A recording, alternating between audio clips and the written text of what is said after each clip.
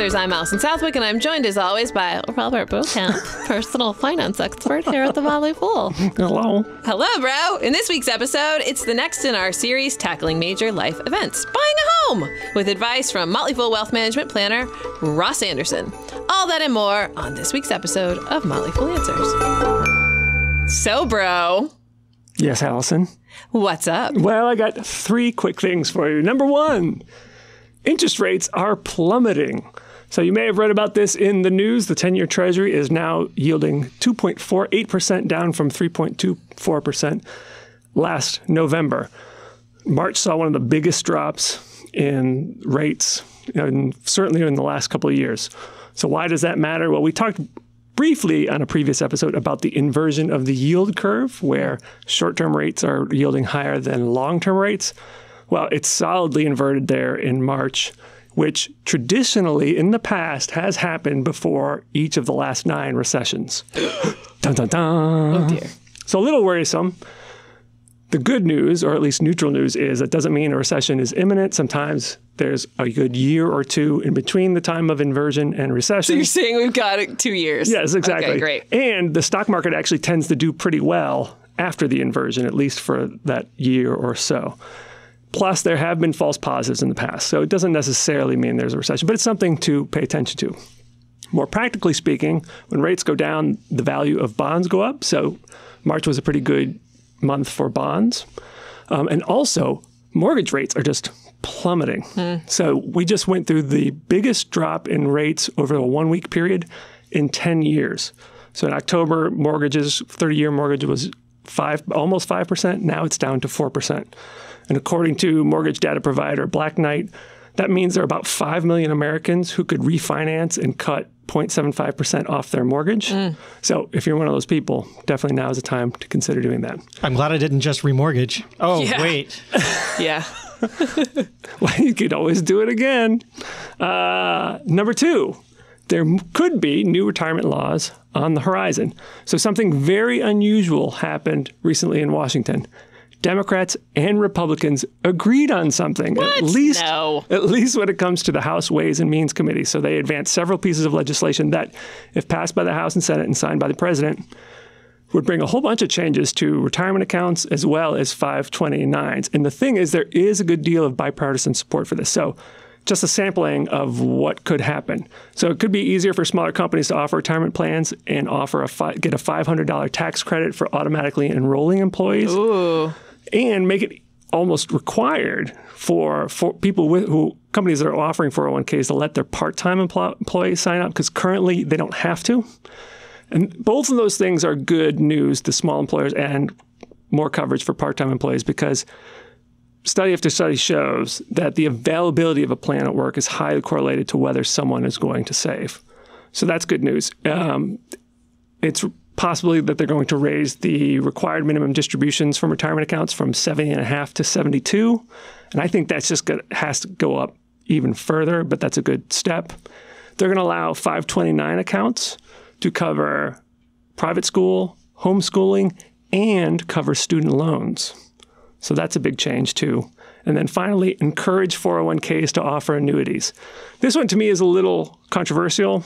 The point is that 401ks are good for people accumulating money, but then employers don't really provide any help on turning that into retirement income. So they want to make it easier for annuities to be included so that they could provide some sort of lifetime income. The flip side, of course, is that annuities often are very expensive and actually are not very good for people. So I'll be very interested to see how they make sure that the annuities that are offered within 401ks are actually good for the folks. So we'll see what happens. Again, it's not law yet, but things are looking generally good for it. And if they get implemented, there'll be a lot of changes. And finally, the popularity and possible creepiness of Airbnb.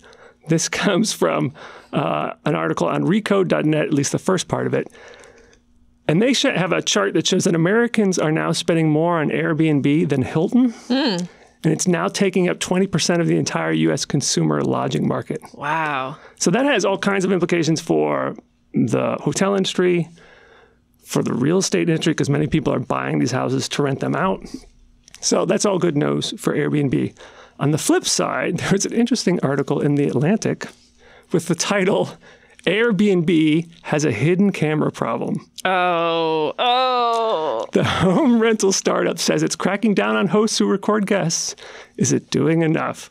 So it starts with the story of a guy who goes to rent one room in a 2-room apartment in Miami.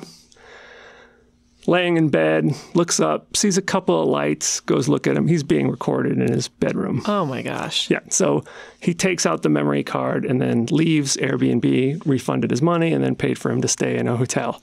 But it turns out there are lots of rules about this. Airbnb does allow some videoing of people, like on the outside of the house and in common areas, but it has to be disclosed to you before you rent it. But I just found it kind of creepy.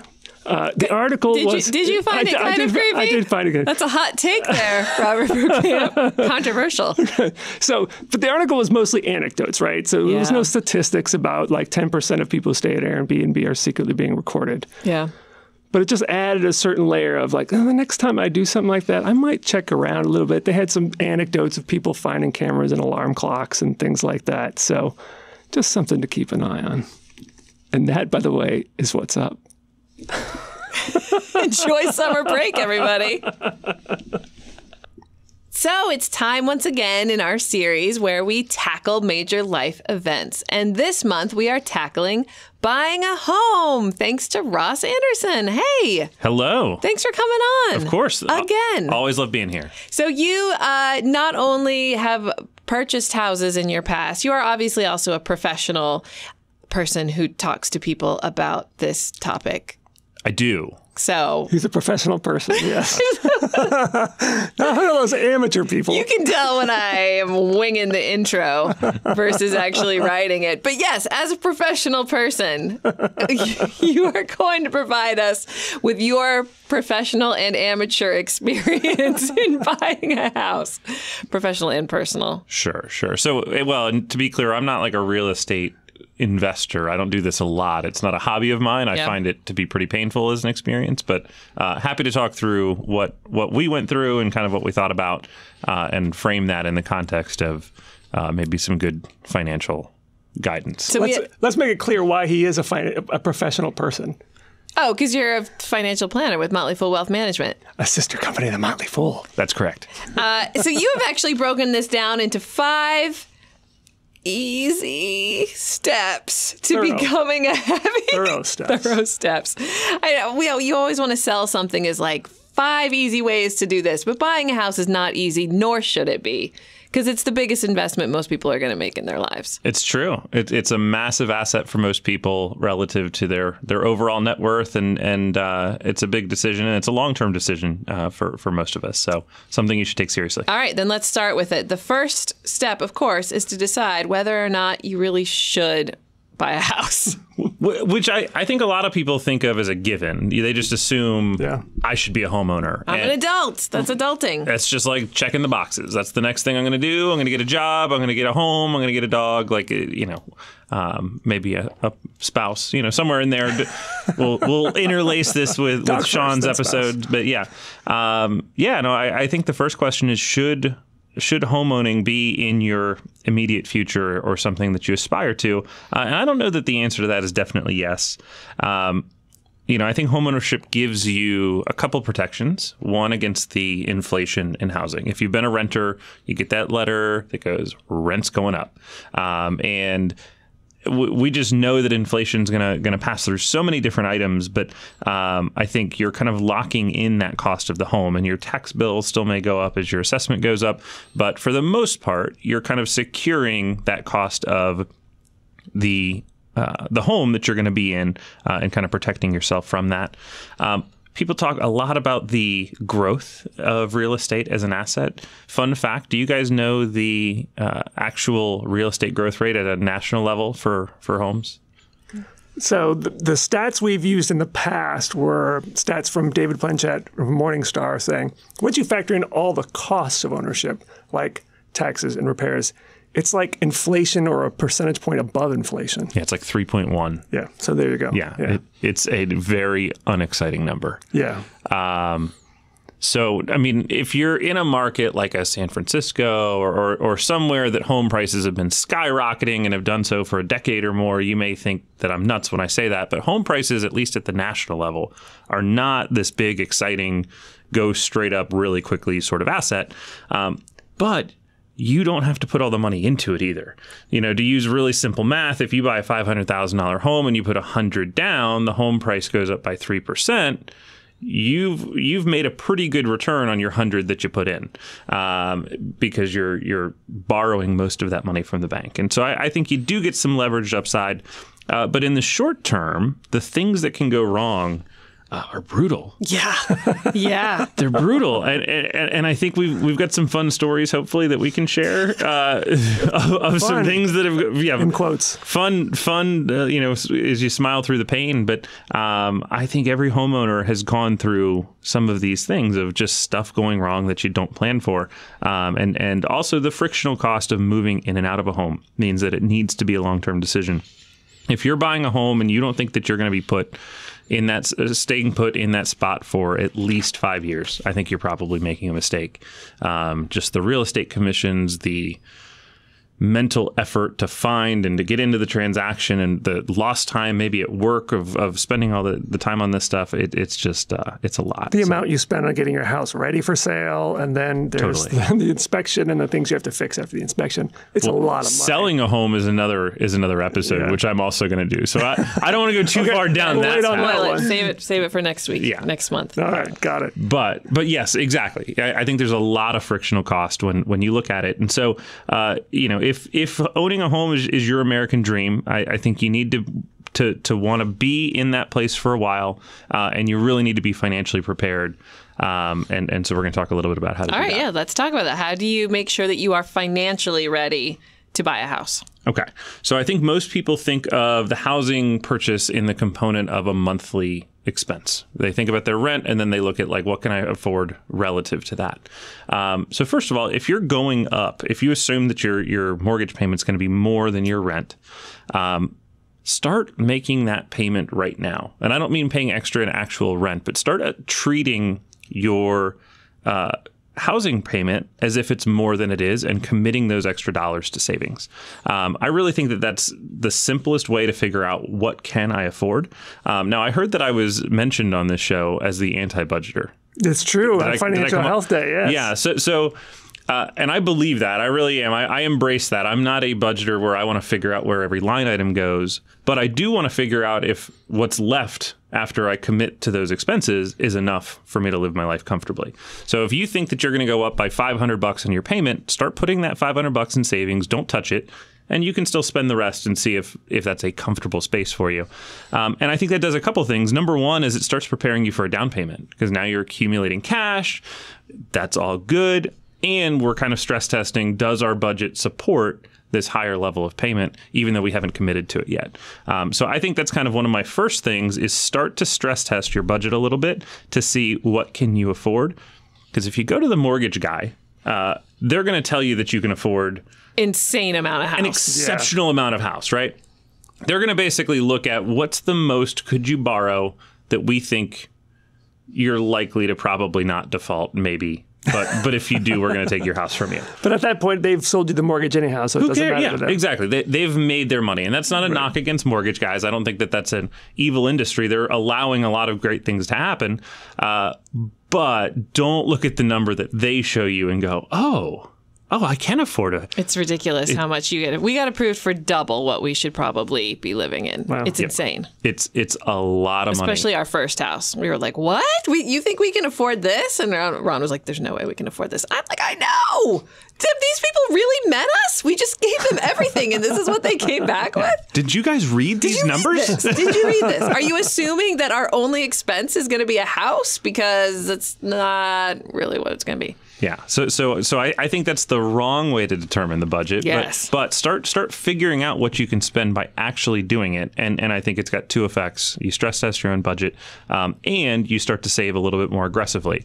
The other thing is really that your emergency fund needs to be in a bigger spot. So 3 to 6 months is the typical guidance. If you're on the 3 side, I think you probably need to be closer to 6 when you become a homeowner, because there's going to be big stuff.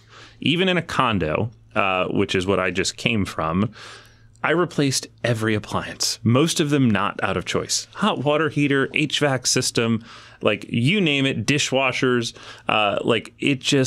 it all breaks over time, even if you've got decent stuff in there, and it's going to happen when you don't expect it. So don't get caught out of position and end up in a spot where you're kind of pedaling backwards with credit card debt and everything else.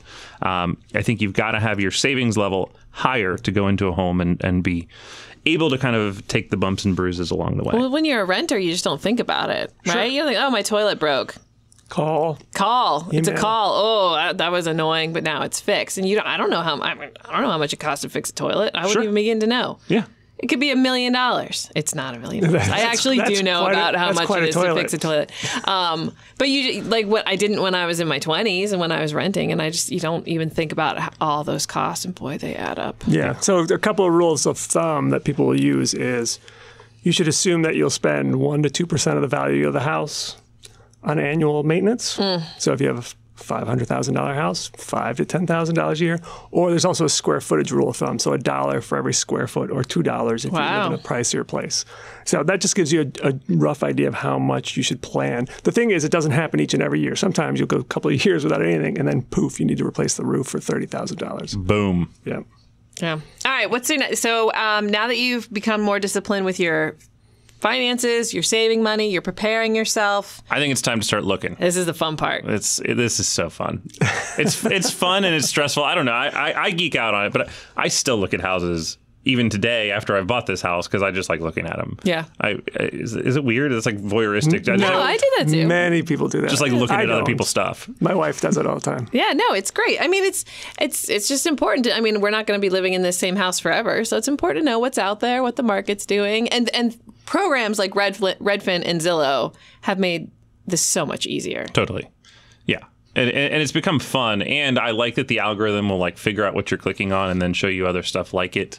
So it's like learning about what you're clicking on. I also I'm partial to Redfin as a shareholder, but I just think Redfin has done such a good job of figuring out that pattern of like, what am I looking at, and showing me stuff that's going to be in my price range, and then maybe a stretch. It showed me some homes where I was like, I think you meant to show this to somebody else. You got the wrong Ross Anderson. But I had so much fun just kind of sifting through houses and looking at different neighborhoods. And if you do that earlier, you can kind of start to see the patterns of how long stuff sits on the market and what are the really big things that are moving the needle, whether that's square footage or the lot size and the location. And your personal wantsy list or need list is going to be totally different. It could be driven by school districts. It could be driven by the location and the commute. Here in Northern Virginia, that's a super premium. Anywhere closer to the city, you're paying for it because you're probably going to be in the car less time. And then of course all the things on the home, the number of bedrooms, if it's got a yard, how turnkey is it updated, all of that stuff. You'll start to get a feel for it in your market. And I think that's really important to start really assessing what are we going to get for our money. Because if you go into it with an unrealistic expectation of thinking you're going to walk in, it's going to be a turnkey home. And I think even the first time we went through this, my wife and I, we were used to seeing some of these HGTV shows. And they're brutal because they'll go, okay, I've got we want to have an acre and a half and at least 2,500 square feet and 2-car garage. And our budget's like $210,000. And then they like find it and you're like, what? Where did that exist? Because that's nowhere Not near DC. the pricing here. Yeah. I'd live in a shoebox for that amount of money in DC. And so, start getting used to your market and just what you're going to get. And I think that you'll be much better calibrated for when you get serious and ready to do that. When you're buying a house with someone else, it's funny how hard it can be to communicate what you really, really want in a house. Because Ron and I were shopping for a house for years and years and years. And I still don't really know what appeals to him in a house versus what appeals to me. I know it's different. Because we would go see 2 open houses, and I would say, oh my gosh, we have to. And they're effectively the same house, same neighborhood, same number of bedrooms, bathrooms. And I'd be like, we have to put an offer in on this house. And he would say, what are you? And he couldn't believe it. No, we have to put an offer on this other house. It's crazy how you can think you're aligned on paper, but when you actually get into a house, it's like, nope, I hate that house. And you're like, what? Now, so do you guys have that problem decorating too? Is it a design thing? No, I think we're more aligned on decorating, although I have concerns about where he wants to put our couch. Like, he has it slammed up against a wall, and I think the feng shui is all wrong, and it's not centered on the fireplace, and I don't know. So, I mean, people bump heads all the time, but it's funny how you can think you're aligned on paper, but then it's not until you actually get into a house that you're like, oh, no, we completely disagree. All right. The bottom line is really the housing, to a large degree, is an emotional issue and a psychological issue. Totally. I think that is you could compare two houses, buying one and renting one, and financially they work out even for you. But there is just some psychological benefit for some people because the house is their own; they can do what they want. Other people like the renting because they're not tied down. Totally. Yeah, I mean, I think that doing what you want thing is probably both being overrated and underrated by people when they think about it, because everybody wants to do this stuff, and then you get into it and you figure out, what's it going to cost me to do that thing? If I just, because again, those shows make it look so easy. Like, yeah, I'm just going to like bump out that wall. That's like the most common term on TV and home renovations. Yeah, we're just going to bump that out. Bump it out. Yeah. Just do you know open what floor that means? plan. Like, you're taking down walls. That's serious work. Yeah. You need a drywall guy. You need the paint guy. You got to redirect the vents and the duct work is all got to go. And by the way, someone drilled through the joists. Oh my gosh. They always drill through the joists. Always. They just cut through mine. They just cut through them. They just do that. Entirely. Yeah. Like what's that needed for? That's not holding anything up, is it? No, right? No, of course not. The floor is what it's holding up. Not sure who does that. Every house we've lived in, someone has gouged out large parts of joists. It's insane. If you're listening to this right now and you're a joist cutter, just leave it. Just stop. Please stop it. You're killing us. You're killing us. Oh man. Yeah. Anyway. All right. This is where the personal comes into the professional. Sure. Okay. So all right. So let's assume now you're well tuned into your market. You've saved some money. It's time to actually get serious. You got to go get it pre-approved for the loan. And I personally used a sponsor that shall not be named. You used Rocket Mortgage. I did. NMLS, consumeraccess.org, number 2020. Wait, 3030! 3030. I did that. I used Rocket. I did, and the reason I used Rocket was because they offer a very inexpensive recasting process, which I don't know if anybody has ever thought about recasting. I don't even know what recasting is. Okay. So recasting a loan is if you're going to make a big payment on it at some point, that can either go to principal and you'll pay off your loan sooner, or you can have them readjust the amortization schedule. So it actually lowers your payment. The reason we did that, or wanted to do that, we haven't actually done it yet, is that we hadn't sold our condo when we were doing this. And so we were making a smaller down payment than we thought we were going to. And then the plan was to sell the condo, use the proceeds of the condo to lower the mortgage, and then we were going to lower the mortgage payment as a result. Now, in my particular case, all of that money has now gone into renovations in my home because we wanted to bump out a couple walls. It's easy. How hard can it be? Easy. Yeah, just bump it out. But that was at least the plan, and now at some point I still may do that, but haven't yet. God, and think of all that space you have now. It's true. Just so much room. It's true. I had a bathroom. The master bath looked kind of like a hotel room. There was the vanity was in the master. There was no space. Oh, really? Yeah. You just like walk over to the vanity while you're in the master bedroom. And we were like, that is weird. It's not going to work. Yeah. Somebody getting ready early in the morning, wakes everybody up. That's a problem. Yeah. So we just bumped out the wall. Just bumped it out. Yeah. No big deal. Yeah. So the purpose of the pre-approval, though, is first of all, you know how much you can borrow. Correct. But it also puts you in a stronger negotiating. Much so. Yeah. So when you're submitting that letter, basically saying I have access to these funds, they've already looked at my stuff. You're making a much stronger offer that you're likely to be approved for the financing if your offer gets accepted. Right. The other thing, and I thought this was fascinating, is that they're doing all of the pre-approval stuff through account aggregation now. So it used to be that you had to submit statements over and over and over and over again that they kept asking, okay, what's in the bank account now? And so if this was like a long process for you, you'd have to send them months and months worth of your bank statements, and it was just a pain in the neck. And now they just connect right to it, like on Mint.com or some of these other aggregators, and they can just watch and they can see if you spend all your money and tried to move it from one pocket to the other. And so they don't have to keep asking. It was great. It's easy and a little creepy. It's true. Yeah. It's true because they're probably still watching like, Yes, he spent all that on a wall. No, but I think that process has improved quite a bit with technology. All right, and so we've only ever worked with a realtor. Obviously, companies like Redfin and Zillow, they offer, or does Zillow also offer you to not work with a realtor and you work through Zillow? I believe Zillow is still doing the advertising with the realtors. So with Redfin, so they have partners. So with Redfin, you can go with them and it's cheaper, or I guess you can just go cuckoo crazy and not use a realtor. You could. I wouldn't. We use a realtor. Wouldn't recommend it. Yeah. Yeah, and now you're ready to make an offer. And one of the things that our realtor did help us with in this case was, I think, making an aggressive offer, but justifying it. One of the things that you'll see people do is decide that they're going to throw like a lowball offer out there. We're like, okay, the home's listed for $400,000, but we'll send them $315 and see if they accidentally sign it. Mm-hmm. I think it's important to remember you can be aggressive on your offer, but there are people on the other side of that may now be insulted that you've deemed their home not worthy of anywhere near what they're asking for it. And so as the receiver of that offer, you could choose to reject it, you could choose to counter, and most people will counter, or they could reject it flat out. But if you're in a reasonable range and they're a motivated seller, they'll probably counter offer. But if you justify why you're offering something lower than what they're asking for, I think we had a much likelier chance. And that's what we did. So we sent the comps and basically said, these 3 homes around you have sold. This one sold for exactly what you're asking for, but it was updated, had better bathrooms, better yada, yada, yada.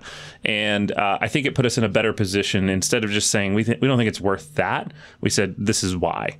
And I think they had to take that more seriously, and they ultimately accepted that offer after a little back and forth.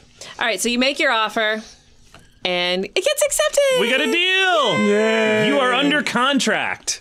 Congratulations.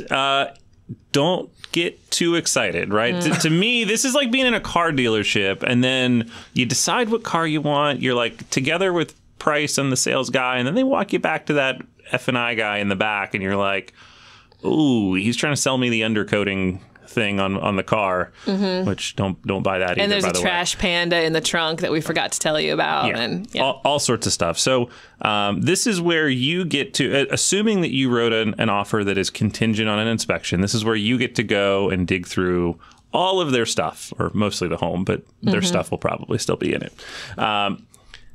So in the home inspection, and we made a couple mistakes as part of this process. The home that we bought is on a slab construction. So it means it doesn't have a crawl space. It's just sitting on a big block of concrete. And there were some cracks and there was some clear movement in the concrete. And it started making us nervous. And we thought, oh my gosh, is the foundation of this house wrong? And we got so nervous about that we kind of forgot all the other stuff that was in the report. And so we ended up having a foundation expert come out. He looked, he said, yeah, it has moved, but it's settled. It's fine. It's going to be good. And we went, whew, thank goodness we're okay.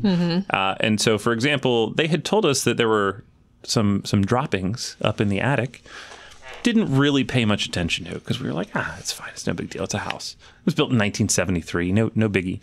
It turns out they were raccoon droppings, and it was a massive problem. They were up there tearing up the insulation, and it was exceptionally expensive. And people said, didn't your home inspection catch it? And it did, I think. So embarrassing. It really is embarrassing to have been caught by surprise. Yeah. So read the whole thing. Don't get fixated on one problem. Because we were just like so relieved that the foundation was okay that we were like, everything else will be small potatoes. And the housing inspection is going to be 40, at least in our experience, it's like 40,000 pages. It's just long. Like every little thing that it's easy to it's easy to get lost in it. This little stone on your front drive was a little loose. Little tripping hazard. It's a real problem. You're going to have to take care of that. Oh, by the way, there's droppings. It's raccoons. Dirty Mike and the boys live in your attic. Don't worry about it. Right? And that's what we named our raccoons. It helps to name the critters. It was great. But they're removed. We've got new insulation, fancy new patchwork all over the house. Thousands of dollars later. Correct. Yeah. Yep. So foundation's good, so there's that. Yeah, at least it's not moving. Yeah. At least it's not moving. So I do also recommend if you're in more of a fixer-upper sort of house, take a contractor in there with you. You can do that as well, either as part of the home inspection or book another time with the current homeowner and start figuring out what those projects are going to cost. You know, you don't have to commit to doing those things right there, obviously. But if you're going to do some renovations, you can go into it very clear-eyed about what's going to happen to you after you close on the home. Yeah, and we had, I think Rob Burnett, he suggested on the show earlier your realtor is probably going to recommend someone to do the inspection for you, but a fool recommended that you find your own inspector and you find your own person that you like and trust and get recommendations because it's in the realtor's interest that you don't find anything wrong with the house and that you move forward with it and that you enjoy it and get past it. And so Rob had a bad experience, so he suggested finding your own inspector. Sure. Yeah, because in many cases, that realtor is in a position to make that referral a bunch of times over, right? They're going to have hopefully many clients and send them back to the same inspectors, assuming the inspectors are continuing to do that. Ours gave us a few choices, but yeah, I like that, to do kind of your own independent search to find your own people. All right. So you put in the offer, you did the inspection, everything's great. You're about to be a homeowner. Yay! It's closing day. Get your money ready. All your money. Literally all the money. And your signing hand. Yes. There's nothing sadder than going through all of the documents and seeing every single place, the county and the city and the state and the title and the courthouse, all of these people have their hand in your pocket somewhere along the way. Yeah.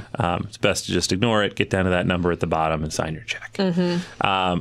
But to that point, if to go back to kind of when you're making that deal, if you're light on cash, you can ask for more in terms of like seller assistance towards the closing costs, maybe instead of negotiating your price as much. So if you're a first-time home buyer and otherwise the down payment's the challenge, maybe that's a better negotiating point for you, because when you get to this closing step, it's still going to take you some money to get through all the closing costs. But so now you're there. You are going to be a homeowner. I think the final thing I would say is decide if you're going to do any work to the home before you move in.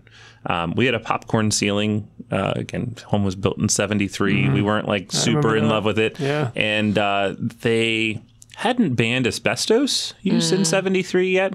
So we didn't really want to be in the home or have our pets in the home when they were doing like the removal. They ended up going right over it, which I thought was kind of cool. They buried it. So now it's under it's still in there, but it's under like a layer of plaster and all this stuff. Anyway, but we wanted that done before we were in there. And so kind of deciding, so you're ready to go, kind of shovel ready right after you close so that you can get in as quickly as possible. Prioritize those items. And I think it's fun to start meeting your neighbors. My grandfather used to say, I've got the best neighbors in the world. I don't know them. They don't know me. But I like that sense of community and, having a little dialogue of who are the people around you. I think that can also help you if there's ever a dispute of any kind that people like you and know you. But, and then, after that, it's really about getting back to the savings game. So whatever else is on your horizon, whether that's retirement, whether that's school for your kids, whether that's home improvements now that you're in the home, get back to being disciplined as soon as you can and enjoy yourself. I think now that we're in it and we're basically through our first wave, we've got our final projects on the inside of the home being finished right now, which is the master bath that had the crazy vanity in it. First of all, super excited because even though most of the home is starting to feel like home, getting all the contractors out of the house is going to be a nice feeling. Right now, we're so used to them being in there that's like they're living there. So getting that done and finally being beyond it, because we did buy a little bit of a fixer-upper and we knew that. price points in Fairfax County are nutso. And so we were trying to come in at a spot where we could still afford the home and then make it our own. And I think that's kind of the cool thing about not buying something that's super turnkey is that it's going to feel like us when we're done with it. It's our design. If people think the tile sucks, I don't care. I picked it. This is what I wanted. I'm super pumped about it. We've got some projects that'll be outside next, but we're going to try and do as much of that ourselves and just, cleaning up the yard and all that. But no, it's fun. It's fun to have a place that feels like it's you. It's fun to have a place that's yours.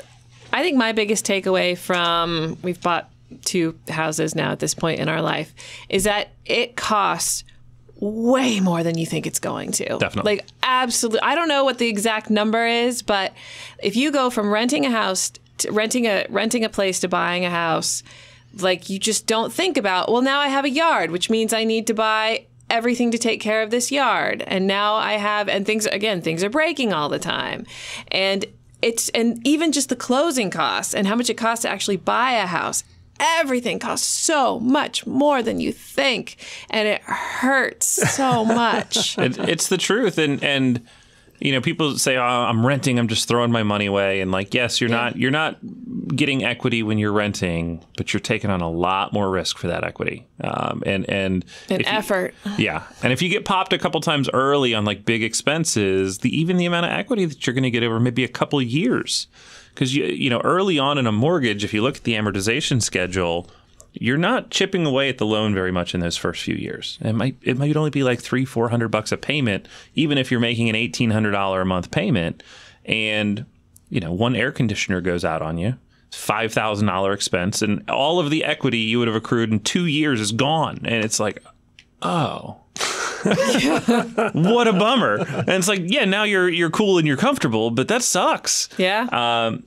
And so if you're having trouble saving money already, buying a home is probably not for you yet. You've got to get disciplined first, and get that, even if it's the anti-budget like me, and you just want to start saving money and ignoring where the rest of it goes, but you've got to have that discipline built in before you get into the home buying purchase.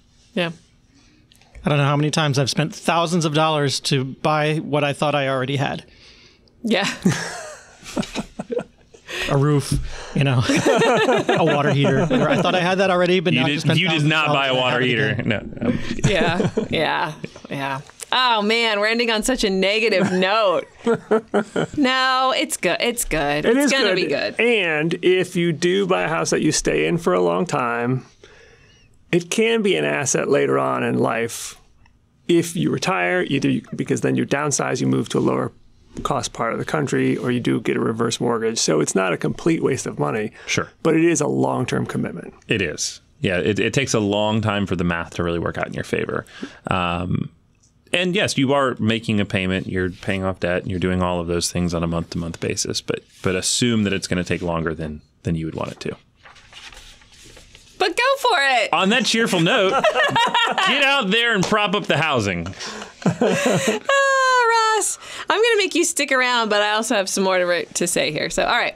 Our sister company, Motley Fool Wealth Management, is a registered investment advisor that can help you put your financial plan and investing needs in the context of your big life transitions. If you've enjoyed learning from Ross or the other Motley Fool Wealth Management planners we've had on the show, guess what? You can get even more of them in your life, because I think people want to hear more stories about, Dirty Mike and the Boys. Dirty Mike and the Boys. So visit foolwealth.com/radio. You'll find podcast notes and resources, and you can even book a no-obligation appointment with Ross or another planner you've probably heard on the show. Please consider the risk, costs, and suitability of investments before choosing any investment professionals. All investments involve risk and may lose money. Motley Fool Wealth Management does not guarantee the results of any of its advice or account management. Ross, you want to stick around? Because I'm going to try and sell you guys an insane house. Let's do it. All right. See if you buy it.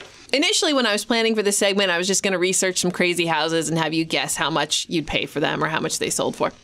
But I landed on this one house, which is just so perfect. I think that you guys are going to want to buy it. And so I'm going to tell you the story of this house, and then I'm going to let you make some guesses along the way about what turns this story takes. Sound good? Sounds good. All right. So first off, The house is a vast limestone cave on 240 acres in the Ozarks, 150 miles northwest of Little Rock. And it's called the Brokamp Creek Cave. It comes with a freshwater spring. Ooh. How much do you think you would pay for it in 1983? 1983? Mm-hmm. So the Ozarks are actually quite beautiful. Mm-hmm. But then again, it's Arkansas, so land is cheaper. So How much land was it again? 240 acres, and the cave is about 1.5 miles long. It comes with a freshwater spring. the last time I bought a cave, I only paid. Yeah. Yeah. Well, your cost per acre back in '83 was no. I have no idea. $100,000. I'm going to go low. I'm going to say you could have picked that up for $25,000. Well, if you're John Hay, founder of the Celestial Seasonings Tea Company, you paid $146,000 to convert this cave into a bomb shelter. After watching what ABC nuclear holocaust show? Oh, I remember this. That it was the last day or something like that. Rick knows it. It took place in Kansas. The morning after. That's it. Close. Close. You're probably too young, Ross. I have no idea what you're talking about. It was called The Day After. Okay. Day after. Do you remember this show? I when remember it came it. on? So Right, it the was- morning after is a pill. I'm sorry. both with cataclysmic. Apocalyptic. So it was a show on. This is before everyone had cable, so we were all mostly stuck watching the major networks. It was basically a show what America would look like, at least this one town in Kansas, after a nuclear war, and everybody watched it. Everybody watched it. It was like the last episode of MASH. Everyone watched it. Yeah. So John Hay, again, the co-founder of Celestial Seasoning Tea Company, which has its own cuckoo crazy story. He watched this and he was like, I gotta buy a bomb shelter now. I gotta make a bomb shelter. So he He takes $2 million to convert the cave into a fallout shelter. It has a hydroelectric power supply, 40-foot rock ceilings, and enough freeze-dried food to feed 50 people for 2 years. Also, a lovely dance floor. Because if you're going to be holed up with 50 people for 2 years, you should have some fun. Apparently, he was in a religious group, and apparently they even used it a couple times during some bomb scares. But anyway, eventually he realized, okay, we're not going to have nuclear outright war with Russia. Well, that's when it right happens. Right when you give up. Right when you think, yeah. So in 1987, he sells the property to someone only known as Mr. Richardson, that person then invested $6 million into converting the place into a nightclub. Opening night, but again, we are 150 miles northwest of Little Rock. And someone decides to open a nightclub, but okay. For $6 million. Opening night boasted some big name celebrities, including, can you name at least one? It's 1987. Duran. I do like a little Duran. Spandau Ballet. They were doing the I mean, are we going like professional athletes? It's 1987. I'm just going to let you guess. Celebrities. Pat Benatar. The guys from Miami Vice. I have no idea. Alf.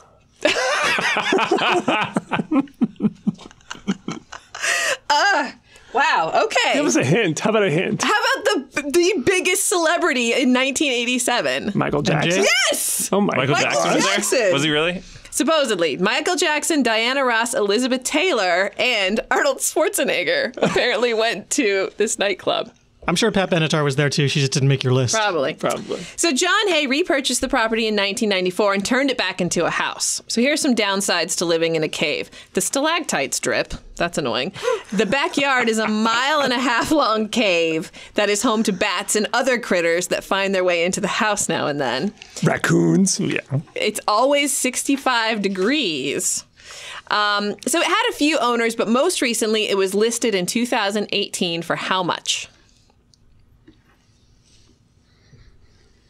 $750,000. No, it was a $6 million nightclub at I one know, point, right? but it's outdated now. It's outdated. You haven't played Alison's games, have you? Okay. All right. Well, I was going to try and inflate the number from there. I'm going to say it's worth $15 million. Okay, that's a little high. I don't know. Rick, do you have a guess? I was going to go back with the original number, close to bro. 100,000. $2.75 million. Oh, wow.